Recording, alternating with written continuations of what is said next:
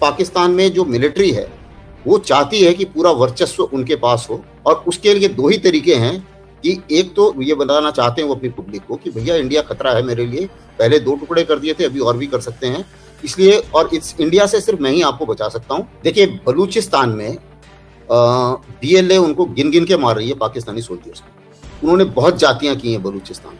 कई ऐसे इलाके हैं जहां पाकिस्तानी आर्मी जा नहीं पाती है और TTP का राज चल रहा है वहां। राजा पाकिस्तान आर्मी के एक्स मेजर है, उन्होंने भी ट्वीट करके लिखा है कि ये सारी पूरी स्क्रिप्ट आसिम मुनीर की लिखी हुई है। अब वो जिम्मेदारी लेने के बजाय भाग रहे हैं और बंकर में छुप गए जाकर। जय हिंद, नमस्कार, मैं अंबर जैदी स्वागत करती हूँ आप सबका एक बार फिर से हमारे आज के कार्यक्रम में। और आप सब जानते हैं कि इंडिया पाकिस्तान के बीच पहलगाम के बाद एक टेंशन बनी हुई है। भारत ने पाकिस्तान के खिलाफ जितने भी सारे एक्शंस पॉसिबल हैं, डिप्लोमेटिक से लेके काइनेटिक तक की हरी झंडी प्रधानमंत्री मोदी ने हमारी आर्म फोर्सेस को दे दी है, जिसके चलते पाकिस्तान में बवाल मचा हुआ है और उनका गला सूखा हुआ है कि कब भारत पाकिस्तान के ऊपर बड़ा अटैक कर सकता है। उनके मिनिस्टर से लेके आम जनता के बीच ये अब सोच है कि पता नहीं कब एक बड़ा एक्शन हो जाए, जिसके चलते चाहे इस तरह की सिचुएशन हो कि वहां पर ये तक बोल दिया गया है कि आप पैसे तक कम निकालें ATM से। तो इस तरह की सिचुएशन जो डेवलप हुई है, इसको डिटेल में समझेंगे कि आखिर पाकिस्तान क्यों बार बार इस तरह की हरकत करता है, जैसे कि उसने पहलगाम में की। कोई पहली घटना नहीं है, पिछले 78 सालों से पाकिस्तान इस तरह की हिमाकत बार बार करता है। और इसको समझेंगे हमारे आज के खास मेहमान मेजर जनरल अस्थाना। बहुत बहुत स्वागत है सर आपका। जय हिंद, नमस्कार। धन्यवाद। आपसे और आपके श्रोताओं से बात करके बड़ा अच्छा लगा था। बहुत शुक्रिया, बहुत धन्यवाद सर। अब सबसे पहले तो मैं आपसे यही जानना चाहूंगी कि आखिर पाकिस्तान बार बार इस तरह की हरकत क्यों करता है, क्योंकि हम पाकिस्तान को अगर देखें, पाकिस्तान इकोनॉमिकली बहुत वीक है। पाकिस्तान में with in the country security crisis इतने ज्यादा हैं, बलूचिस्तान सिंध से लेके जितने भी प्रोविंस हैं, कहीं पे भी कोई स्टेबिलिटी नहीं है। और पॉलिटिकल स्टेबिलिटी तो पाकिस्तान जब से बना है तब से ही है। बावजूद इसके पाकिस्तान ये हरकतें बार बार क्यों करता है सर? देखिए, पाकिस्तान की एक जो सोच है और जो उसकी स्ट्रेटजी है, वो शुरू से ये रही है कि मैं भारत को छोटे हमलों से, यानी कि टेररिस्ट एक्शन से चोट पहुंचाऊं, जिसको बोलते हैं ब्लीडिंग विद 1000 कट्स। और जब भारत मेरे ऊपर हमला करने की बात करे या आगे बढ़ने की बात करे या मेरे को पनिश करने की बात करे, उस हालत में मैं ये बोलना शुरू कर दूं कि मेरे पास न्यूक्लियर वेपन है, और इसी न्यूक्लियर वेपन के चक्कर में अमेरिका या चीन जाके बीच में कुछ ना कुछ मध्यस्थता करें और मैं बच जाऊंगा। तो इसको एक तरीके से न्यूक्लियर ब्लैकमेल कहा जाएगा, और इसको एक हाइब्रिड वॉर या प्रॉक्सी वॉर कहा जाएगा, जो उनकी जहन में है। अब जब भी एक दूसरी प्रॉब्लम क्या है कि पाकिस्तान में जो मिलिट्री है वो चाहती है कि पूरा वर्चस्व उनके पास हो और पूरे लिवर ऑफ पावर उनके पास होने चाहिए। और उसके लिए दो ही तरीके हैं कि एक तो इंडिया जो है उनके हिसाब से ये बताना चाहते हैं वो अपनी पब्लिक को कि भैया इंडिया खतरा है मेरे लिए, पहले 2 टुकड़े कर दिए थे, अभी और भी कर सकते हैं, इसलिए और इस इंडिया से सिर्फ मैं ही आपको बचा सकता हूं, इसलिए सारे लिवर ऑफ पावर मेरे पास होने चाहिए, पहली बात।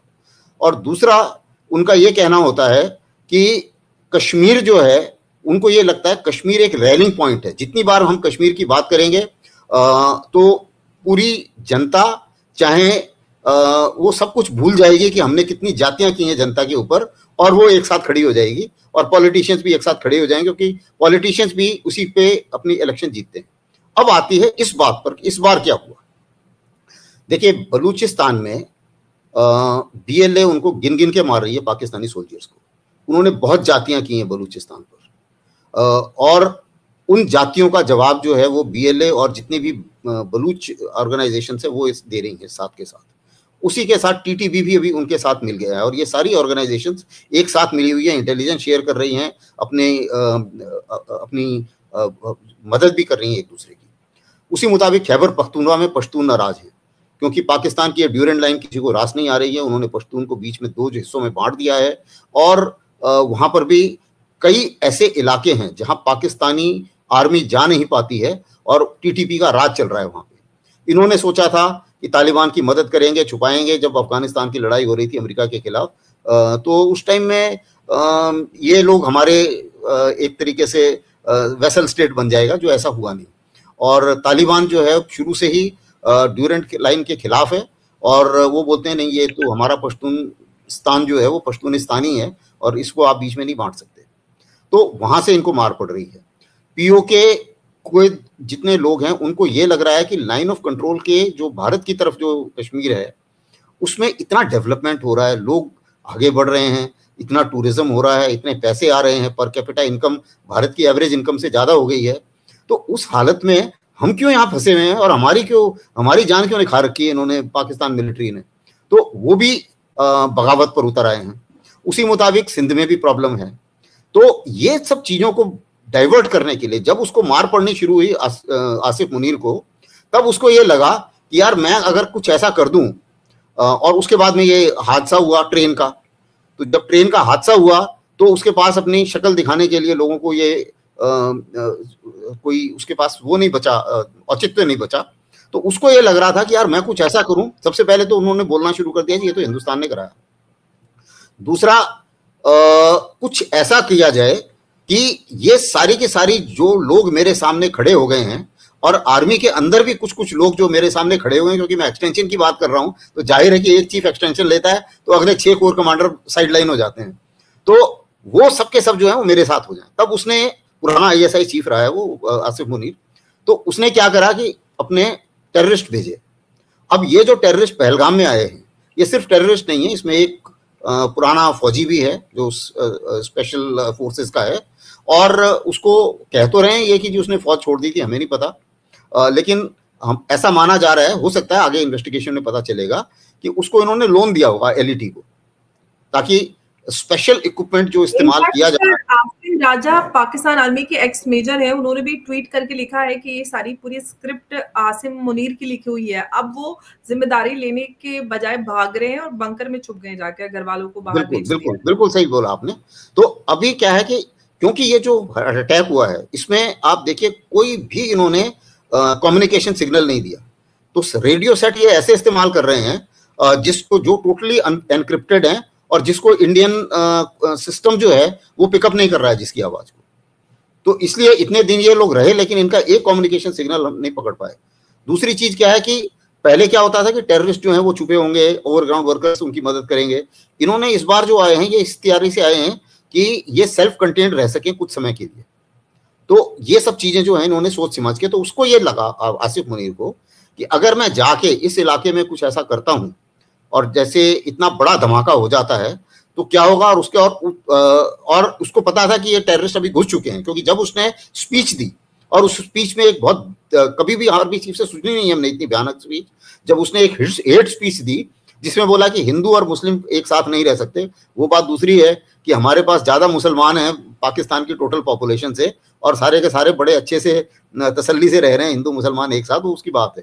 और दूसरा उसने कहा कि कश्मीर, अब कश्मीर का जब उसने ये किया तो अब वही चीज जो उसने मुंह से बोला वही इन टेररिस्ट ने ग्राउंड पर करा, और उस समय उसको पता था कि ये टेररिस्ट घुस चुके हैं भारत में। तो ये सब सोची समझी सारे तार एक साथ जुड़ रहे हैं, उनकी आइडेंटिटी पता चल चुकी है, और ये सब करने के बाद में उसको ये लगा कि दो चीजें होंगी। साथ के साथ उन्होंने एक प्रोपेगेंडा भी शुरू करा। उनकी स्ट्रेटजी के मुताबिक 3-4 प्रोपेगेंडा के उनके आइटम है। पहला आइटम ये है कि जी ये फॉल्स फ्लैग ऑपरेशन है, इलेक्शन वगैरह के चक्कर में इन्होंने करा दिया। दूसरा आइटम है कि ये जो वक्फ का डिसीजन आया तो उसके कारण लोग नाराज हैं, इसीलिए लोकल लोगों ने करा। तीसरा आइटम है कि ये हिंदुत्व का बहुत ज्यादा बीजेपी हल्ला कर रही है, इसलिए ये करा। ये सारे के सारे फेक जो इनके नैरेटिव्स हैं, जिसके लिए मैं अपने दर्शकों को भी बोलना चाहूंगा कि भाई आप सावधान रहें, ये नैरेटिव ये लोग चलाते रहेंगे, और ये नैरेटिव उन्होंने बनाए हैं, उनके प्लान के इंफॉर्मेशन वॉरफेयर का हिस्सा है। और एक इन्होंने करा कि भाई ये जो हमला है ये हमें तो पता ही नहीं है इसके बारे में, और डिनायबिलिटी जिसको बोलते हैं। तो उनको ये लगा था कि इस हमले से हिंदू मुस्लिम का झगड़ा हो जाएगा।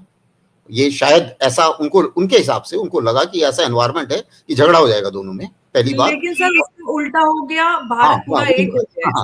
मैं वही आ रहा हूँ मैं उसी पे। तो दूसरा इनके दिमाग में क्या आया कि और दूसरा क्या है कि जो ये भारत बोलता रहता है कि इतने 2.1 करोड़ टूरिस्ट पिछले साल आए हैं, तो उस नाम को बर्बाद किया जाए कि कश्मीर नॉर्मल नहीं है, कि वहां पर टेरर हमले हो रहे हैं और टूरिस्टों को भगा दिया जाए।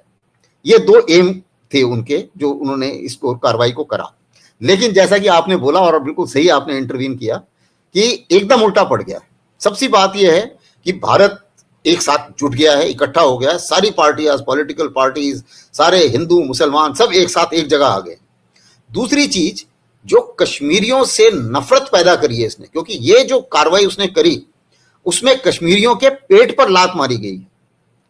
जो टूरिज्म आप अगर बंद कराते हैं, उसकी रोजी रोटी छीनने की आप कोशिश कर रहे हैं, और आप बोलते हैं जी मैं हिमायती हूं कश्मीर का। पाकिस्तान बोलता है मैं हिमायती हूं, वो बोलता है जी हम कश्मीरियों के साथ खड़े हैं। अब कश्मीरी बोल रहे हैं क्या ये क्या बेकार के तुम हमारे बकवास कर रहे हो, तुम क्या हमारे साथ खड़े हो, तुमने तो हमारे पेट पे लात मार दी। तब अगर टूरिस्ट नहीं आएंगे तो आप क्या साथ में खड़े हो हमारे। तो अब क्या है कि इतनी नफरत उसने पैदा हो गई है उसके दिमाग में, कश्मीरियों के दिमाग में भी और बाकी देश के दिमाग में भी, कि आसिफ मुनीर से तो सारे के सारे कोई उसकी बात तो सुनने वाला है नहीं, और बहुत गुस्सा है उसके ऊपर। तो अब जो है ये उनके ऊपर उल्टा पड़ गया है, और अब वो पल्ला झाड़ने की कोशिश कर रहे हैं।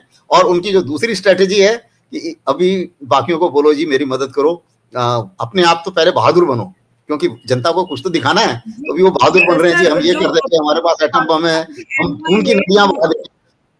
और सबसे इंटरेस्टिंग चीज आपको बताता हूं, भारत के किसी भी लीडर ने अभी तक ये नहीं कहा है कि हम पाकिस्तान पर हमला करेंगे, किसी ने नहीं कहा, कोई ऑफिशियल स्टेटमेंट नहीं है। लेकिन पाकिस्तान के सारे लीडर ये कह रहे हैं कि हमला होने वाला है, हमारे ऊपर भारत हमला करने वाला है, और पूरी दुनिया को बता रहे हैं। तो ये जो है, ये सिचुएशन इस समय है पाकिस्तान की। आप बताइए। पाकिस्तान के एनवॉय जो है तो यूनाइटेड स्टेट्स, वो डोनाल्ड ट्रंप से रिसेंटली मिले और उन्होंने कहा है कि भारत कभी भी हमारे पर हमला कर सकता है और आप थोड़ा सा इसको डीएस्केलेट करवाएं, और ये अगर भारत कोई भी इस तरह का कोई एक्शन लेता है, काइनेटिक एक्शन से मतलब है, तो हम चुप नहीं बैठेंगे, हम कोई इस तरह का हमला नहीं करेंगे, लेकिन हम चुप बैठने वाले नहीं है। अब लगातार डोनाल्ड ट्रंप और यूनाइटेड स्टेट को तलब किया जा रहा है। इस सब के बीच में सर हमारे जो डिफेंस मिनिस्टर हैं राजनाथ सिंह जी, उनकी जो यूएस के डिफेंस सेक्रेटरी हैं पेट हेग्सेट, उनसे भी बात हुई, और साथ ही साथ उसके पहले हमारे जो फॉरेन मिनिस्टर हैं उनकी बात मार्को रूबियो से हुई थी। उसके बाद में राजनाथ सिंह जी और पेट हेग्सेट की बात हुई। तो सर डी एस्केलेशन होगा, एस्केलेशन होगा, और होगा तो सर कौन कितना सर्वाइव कर पाएगा? देखिए, अगर जो भी हालात हैं उसमें पाकिस्तान के पास में सर्वाइव करने के लिए इकोनॉमी की पैसे नहीं है, लड़ने के लिए उनके पास पैसे नहीं है, और इसीलिए अभी वो भाग के सबको बोल रहे हैं जी आप किसी तरीके से भारत को थोड़ा सा डी एस्केलेट कराइए। लेकिन भारत इस बारे में अमेरिका की डी एस्केलेशन की कोई बात सुनने वाला नहीं। अगर अमेरिकी ओसामा बिन लादेन को पाकिस्तान में मार सकते हैं, अगर वो कासिम सुलेमानी को मार सकते हैं, तो कोई कारण नहीं बनता कि हम चुप रह जाएं। पहली बात, जवाब हमने देना ही देना है, तो इसमें हमारे दिमाग में कोई डाउट नहीं है। भारत की स्ट्रेटजी अगर आप देखें, और जो कुछ भी अभी तक हो रहा है उसको मैं एक तरीके से समझाना चाहूंगा आपके दर्शकों को। देखिए, अभी तक क्या होता था कि टेररिस्ट जो हैं, टेररिस्ट को मार दो, कोई बच के नहीं जाना चाहिए, ये एक रिएक्शन है।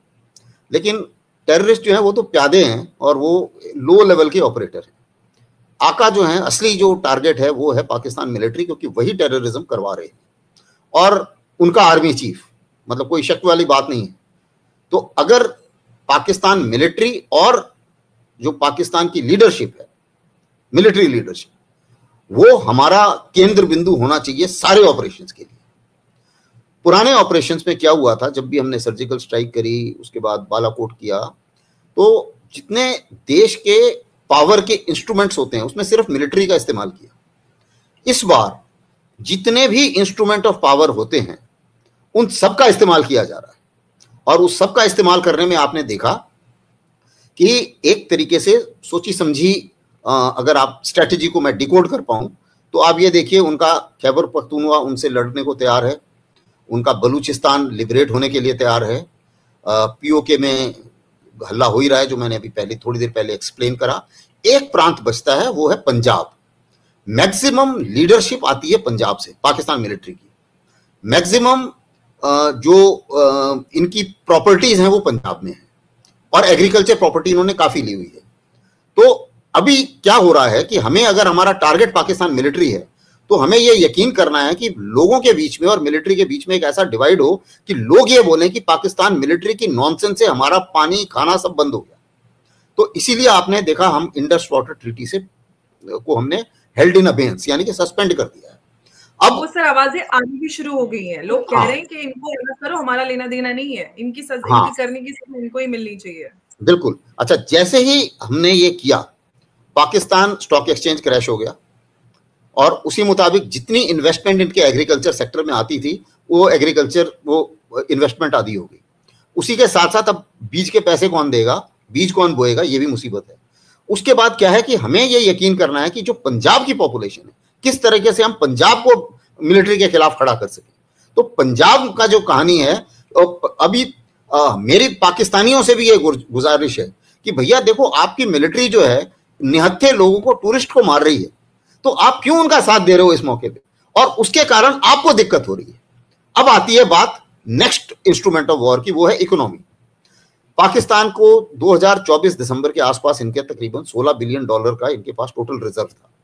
भारत का रिजर्व तकरीबन $680 बिलियन के करीब है। अब अगर उनके पास वो जो रिजर्व है उसको अगर हम गिने, तो उनके पास पेट्रोल और खाने पीने का जो सामान अगर उन्हें आयात करना है, 2 महीने का बनता है। अगर हम जिस हिसाब से मोबिलाइजेशन उन्होंने करी है, ये मोबिलाइजेशन ऐसे जारी रहती है, तो वो 2 महीने का मतलब वो 1 महीने तक पहुंच जाएगा। और उनका पेट्रोल अगर इतना खर्च होता है, पेट्रोल, ईंधन वगैरह वगैरह, तो एक सिचुएशन ऐसी आने वाली है, थोड़ी कुछ ही दिनों में आ जाएगी, जब ये होगा कि नॉर्मल आदमी को गाड़ी चलाने के लिए पेट्रोल नहीं मिलेगा, उसको फिर से घोड़ा गाड़ियों में आना पड़ेगा। तो वो सिचुएशन में आने पे ये सिचुएशन अगर जब आती है, तो जाहिर है कि लोगों से तो हमें कोई परेशानी नहीं है। और जहां तक मेरा अपना मानना है कि भारत के लोगों को पाकिस्तान के लोगों से कोई तकलीफ नहीं है। सारी गड़बड़ कर रही है पाकिस्तान मिलिट्री। तो मिलिट्री के ऊपर नकेल उनके लोगों को भी कसनी चाहिए ना, क्योंकि जो गलत काम है वो गलत काम है, और लोग जिसके भी मरते हैं वो तो लोग ही मरते हैं ना at the end of the day. अब आप देखिए, यही मिलिट्री है, इनके सारे बच्चे, फैमिलीज, इन्होंने सबने घर खरीदे हुए अमेरिका में, पॉलिटिशियंस के सारे बच्चे और बाहर हैं, तो इनका तो कुछ जाना नहीं है। जो भी गड़बड़ होगी, जो परेशानी होगी, वो तो लोगों को भुगतनी है। तो लोगों को जो है वो ये समझना चाहिए कि भाई इस मिलिट्री को बैक करना हमारे लिए सही नहीं है, और ये मिलिट्री गलत काम कर रही है, और ये आवाज आनी चाहिए। ये आवाज पाकिस्तान मिलिट्री के अंदर से भी आनी चाहिए कि यार यू मेक सम सेंस, क्योंकि अगर ऐसा चलता रहा कौन मानेगा। अभी आप देखिए, जितने लोग उनकी मदद करते थे पुराने जमाने में, 71 में अमेरिका जहाजी बेड़ा लेके आ गया था बे ऑफ बंगाल में हमें डराने के लिए। अब सवाल ही नहीं पैदा होता इस किस्म का कि कुछ हो। और हालांकि कोई नहीं चाहेगा कि 2 न्यूक्लियर देश आपस में भिड़ जाएं, इसलिए ये बातें तो उठेंगी, और देश के सारे जिम्मेदार देश जो देश हैं, वो भारत को या पाकिस्तान को, दोनों को ये बोलना चाहेंगे कि भाई आप थोड़ा डीएस्केलेट कीजिए। लेकिन सवाल ये है कि जो जख्म हमने खाया है, वो जख्म पूरा तो नहीं होगा ना जब तक हम उस कारण के ऊपर कुछ आघात ना करें। तो आघात किस तरीके से करना है, हमें एक डिवाइड क्रिएट करना है खैबर पख्तूनवा और पाकिस्तान मिलिट्री के बीच में, बलूचिस्तान और पाकिस्तान मिलिट्री के बीच में, लोग और मिलिट्री के बीच में, और सब जगह ये जब होगा, आवाज खड़ी होगी, जब पीओके में एक आवाज उभर के सामने आएगी, चाहे वो शेख मुजीबुर रहमान जैसी आवाज हो, कोई एक आवाज उभर के आएगी कि भाई हमें उस तरह डेवलप करना है जैसे आपके लाइन ऑफ कंट्रोल के उस साइड डेवलपमेंट हो रहा है, तो उसके बाद में कुछ और विकल्प हमारे सामने निकल कर आएंगे। और दूसरी चीज क्या है कि ये इतनी जल्दी में है स्ट्रेटेजी। अभी एक सीआईए के मैं वक्तव्य देख रहा था, एक सीआईए के बड़े सीनियर अफसर हैं, उन्होंने दिया कि यार Pakistan strategy is absolutely wrong always. वो हमेशा हारे हैं, और वो हमेशा ऐसे काम कर जाते हैं जिन्हें उन्हें खुद नहीं आइडिया होता। अब हमने किया, इंटर वाटर ट्रीटी हमने सस्पेंड करी, उसने बोला जी मैं सिविल एग्रीमेंट सस्पेंड करता हूं। अरे भाई, हमारे लिए तो अच्छा हो गया यार, हमें तो जब अभी लाइन ऑफ कंट्रोल है नहीं, जिस दिन हमारे पास जिस दिन हमारा एनवायरमेंट बनेगा, हमें लगेगा कि अब कर लेना चाहिए, तो हम पीओके में घुस जाएंगे। अच्छा, दूसरी चीज फिर उन्होंने बोला जी हम आपका मेरे को भी एक इंटरनेशनल डिबेट में अभी बातचीत चल रही थी, एक पाकिस्तान के बड़े सीनियर हैं, वो भी आप देखेंगे, अभी मिल जाएगी डिबेट आपको, तो उसमें वो मेरे को बताना चाह रहे थे कि we are exercising economic pain on India because we have closed the air space. मैंने कहा, तो मैंने उनको बोला, देखिए ये हंसने वाली बात है कि एक 9 बिलियन रिजर्व वाला देश 680 बिलियन वाले रिजर्व वाले देश को कह रहा है कि मैं आपके ऊपर एक इकोनॉमिक पेन लाऊंगा। मैंने क्या यार, मजाक कर रहे हो? दस्त तो उनको तब से लगी जब से इंडिया ने एयर स्पेस बंद किया है। उनके लेने देने भी है, उनको तो पहले ही पीआईए के पास तेल के वैसे नहीं होते थे। हाँ, अच्छा, दूसरी चीज क्या है कि हमने हिसाब लगाया है कि जो हमारी एयरलाइंस तो कोई परेशानी नहीं है, सिर्फ हमें क्या करना क्या है, इसी को भी अगर मैं आपको विस्तार में समझाऊं, सेंट्रल एशियन रिपब्लिक में 2 फ्लाइट हमने बंद करी, उनकी फ्लाइट इधर आ जाएंगी, बाकी फ्लाइट जो है हम गल्फ से और ईरान के ऊपर से ले जाएंगे। हमारा तो इतना ही हुआ, उनकी तो गिनी चुनी फ्लाइटें हैं, हमारी इतनी 1000 फ्लाइटें जाती थी, उसका $3 लाख उनको मिलता था, क्योंकि जिसके ऊपर से आप फ्लाई करते हैं वो एयरलाइन उसको पैसे देती है। तो पाकिस्तान की इतनी इनकम थी, वो इनकम का भी सत्यानाश कर दिया। उनके वो भी लोग रो रहे हैं कि यार ये क्या मजाक कर दिया तुम लोगों ने। तो आप इस चीज में कि नहीं मैं बदला लूंगा, नहीं मैं भी करूंगा, जो उसने कहा मैं भी कर दूंगा, तो वो उसके चक्कर में उनकी समझ में नहीं आ रहा है, वो खुद का अपना नुकसान करे जा रहे हैं। जिसे बोलते हैं ना, पैर में कुल्हाड़ी में पैर मार रहे हैं, वो वाली बात है। तो ये इस तरीके से मुझे लगता है कि उनके रिएक्शंस आ रहे हैं। डर उनको यही है कि अब जो भी एक्शन होगा उससे पहले, क्योंकि देखिए इतना दम किसी में नहीं है पाकिस्तान के अंदर कि न्यूक्लियर हथियार का वो इस्तेमाल कर सके, और ना ही उन्हें कोई करने देगा, कोई डाउट होना नहीं चाहिए किसी के दिमाग में। लेकिन वो कहना जरूर चाहेंगे, जोर जोर से बोलेंगे कि भाई किसी तरीके से भारत रुक जाए, ये एक सोच के कि यार मेरे पास न्यूक्लियर वेपन है। हम तब नहीं रुके जब हम बालाकोट का टाइम आया। न्यूक्लियर हथियार की बात हम कर रहे हैं, जब भी पाकिस्तान की बात आती, पाकिस्तान का बच्चा न्यूक्लियर हथियार की धमकी देता है, कहता हम कोई ऐसे वैसे, हम तो न्यूक्लियर पावर है। जबकि भारत के भी पास है, अमेरिका के भी पास है, और भी कई ऐसे देश हैं जिनके पास न्यूक्लियर हथियार है, लेकिन कोई भी इस तरह से धमकी नहीं देता जिस तरह से पाकिस्तान देता है न्यूक्लियर हथियार चलाने की धमकी। एक और बात सर मैं आपसे यहाँ से पूछना चाहूंगी, आपने कहा कि disintegration of Pakistan is the solution to the problem. क्या sir denuclearization of Pakistan is should also be on the agenda अभी, क्योंकि पाकिस्तान काफी खतरनाक हो रहा है? आपकी बात सही है, हमें एक कंसेंसस वर्ल्ड में बनाना चाहिए कि भाई डीन्यूक्लियराइजेशन भी होना चाहिए। कारण क्या है कि Pakistan is becoming a terrorist state, and जितने भी वर्ल्ड में ज्यादा से ज्यादा टेररिस्ट एंटिटी का मतलब है जो यूएन नाम दे देता है कि भाई ये संगठन टेररिस्ट है या ये आदमी टेररिस्ट है, ग्लोबल टेररिस्ट है, मैक्सिमम पाकिस्तान में।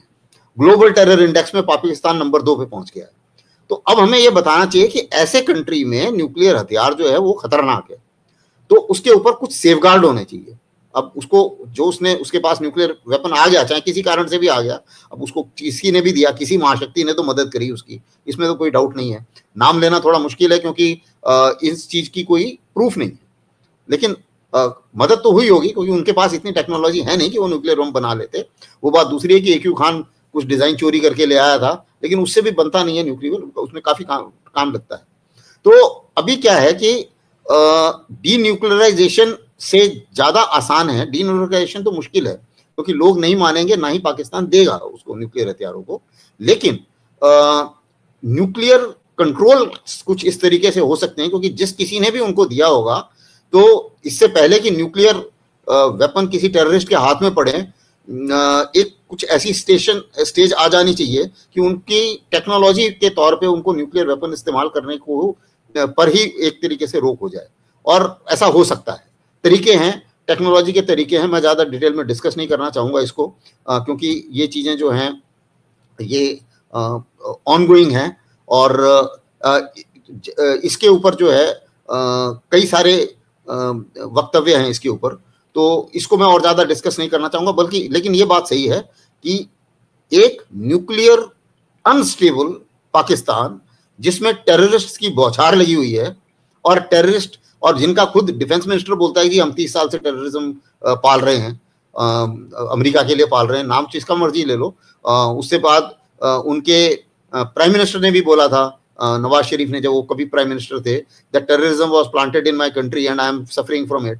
सिमिलरली इन्होंने भी बोला था, ये क्या नाम, परवेज मुशर्रफ ने बोला था कि terrorist are our strategic assets.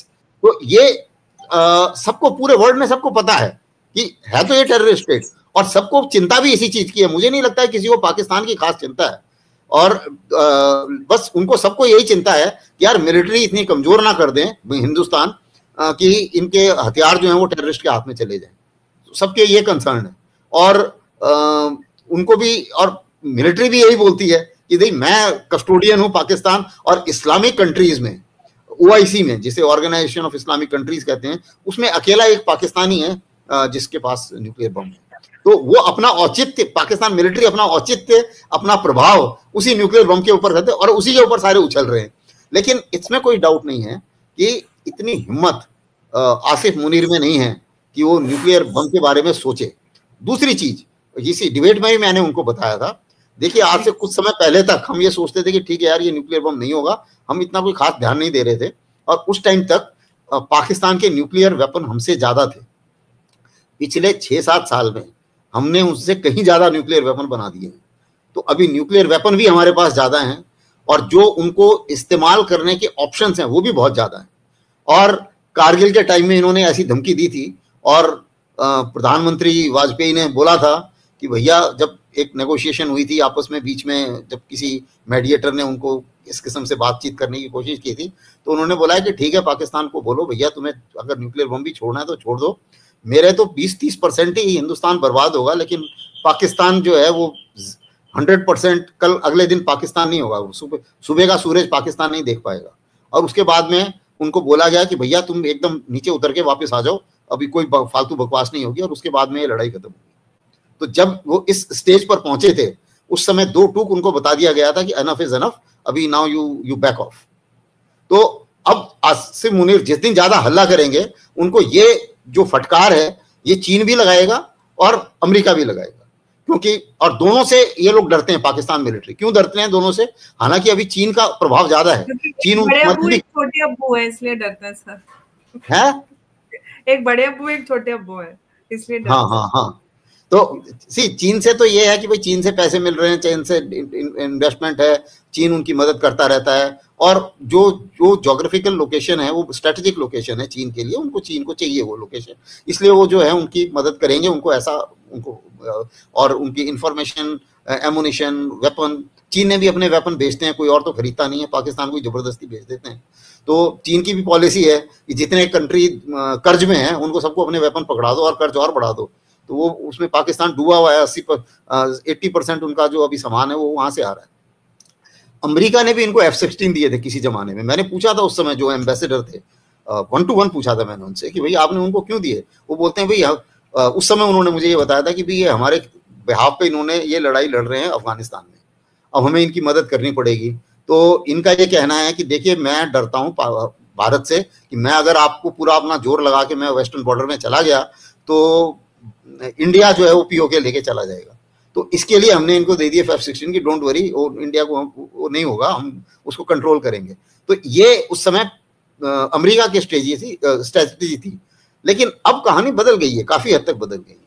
तो कोई भी उनको न्यूक्लियर हथियार इस्तेमाल करने देगा, और तो भारत को डराने का कोई मतलब ही नहीं है कि, और ये बताने के लिए कि जी मैं न्यूक्लियर, अब करेगा भी तो ठीक है यार, हम तो तैयार है ना, हम तो बोल ही रहे हैं। उसी मुताबिक वो बोल रहे हैं कि जी पानी रोका तो खून की नदियां बह जाएंगी, या हम लड़ाई कर देंगे, it will be an act of war. हम तो साफ साफ बोल रहे हैं यार, तो ठीक है, you please declare war and you please start fighting with us. हम तो बोल ही रहे हैं, हमने तो नहीं बोला कि हम लड़ रहे हैं, हमने ये भी नहीं बोला हम हमला कर रहे हैं। अब तुम ही लगे हुए हो तो करो यार, हम तो नहीं बोल रहे कि आप, और भारत तैयार है, आप जो करते हो हम तैयार है जी। उनके मंत्री से लेके जनता तक हर कोई बोल रहा है कि भारत अगले 24 से 36 घंटों में हमला कर देगा, और शायद 36 से क्या 42 घंटे 48 घंटे गुजर चुके हैं, लेकिन अब तक कुछ नहीं हुआ है। लेकिन पाकिस्तान में इस तरह का एक नैरेटिव बना दिया गया कि भारत बड़ा कुछ करने वाला है। उनके सारे एनवॉय यहाँ वहाँ सब दौड़े हुए हैं कि भारत को समझाइए और इस मामले को ज्यादा न बढ़ाइए। अब देखते हैं कि भारत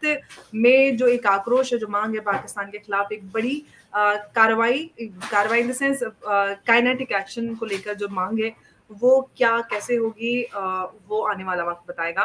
सर बहुत बहुत आपका धन्यवाद हमारे साथ आज की इस चर्चा में जुड़ने के लिए। नमस्कार, जय हिंद, जय भारत। थैंक यू, धन्यवाद बहुत बहुत। Thank you so much sir. Thank you.